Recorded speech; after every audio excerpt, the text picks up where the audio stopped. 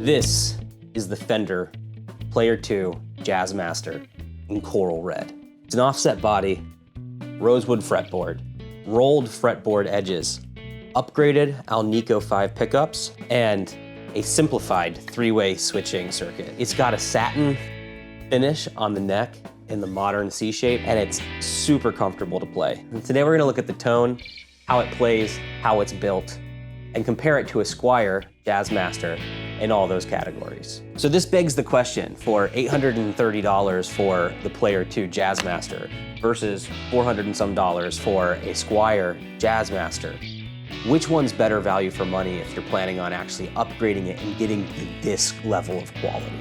Let's get to it.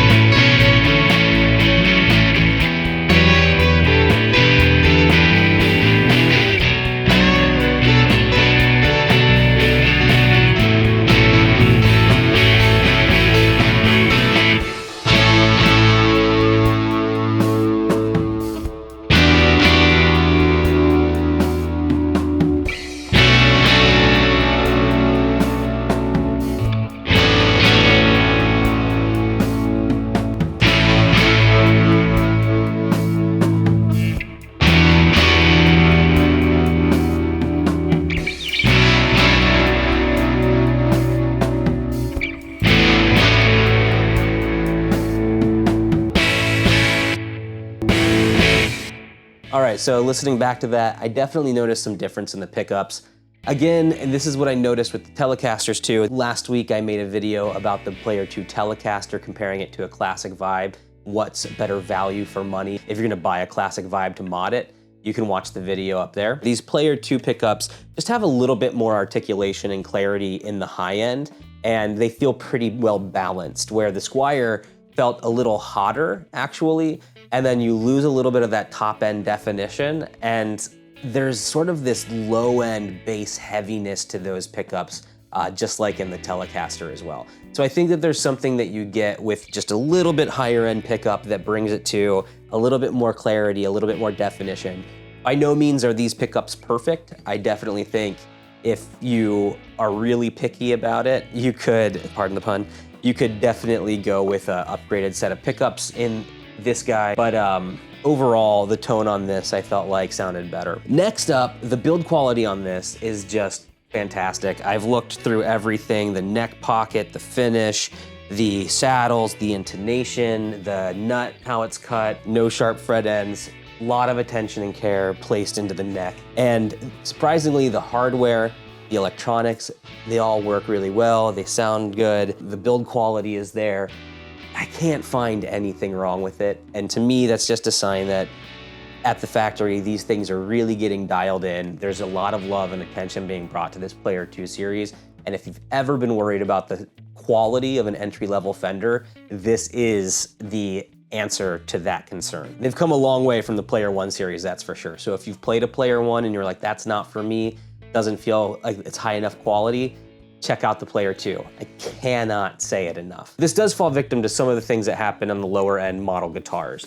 The fret sprout on this thing is terrible after about 9 months of owning it and going through a winter, even in a humidity controlled environment. I don't know if you can hear this, but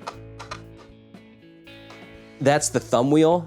And no, that's not an electric sound of it scratching. That's something actually with the pot making that noise. So the electronics, the pots, what you get with Squier, not always the best value. And between the vibrato bridge and the tuners, this thing, you cannot use vibrato on it and have it get back into tune. I'm tuning this thing between every single take in the recording you're seeing in this video.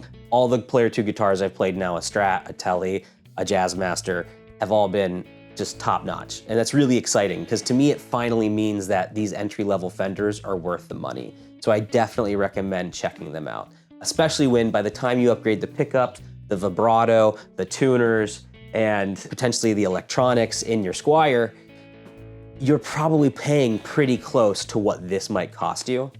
And now the only real concession is that this doesn't have that rhythm circuit.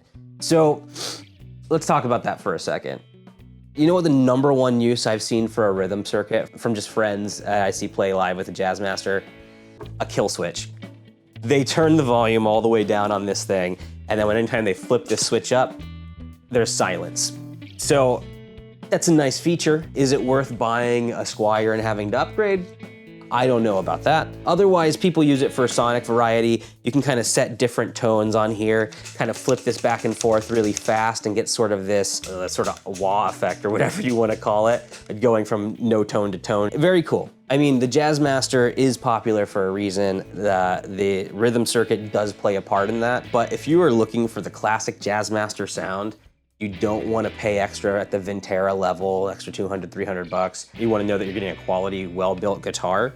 Check out the Fender Player II series. I cannot say how much my mind has changed about these entry-level Fenders. That's half the reason I'm making this video, considering I already made one, is that I'm just so impressed. It feels like a return to form for Fender. The entry-level Fenders are real guitars. They're not budget guitars anymore. There are not a ton of quality issues that I'm seeing, and overall, to me, that just means it's worth checking out. So, thanks so much for watching. This is Dad Time Jam Time. Just reminding you to get your 15 minutes a day, no matter where it is, whether it's at night while your kids are sleeping, or whether it's in between classes, whatever it might be. Just take some time, jam. So much fun. Thanks for watching. Cheers.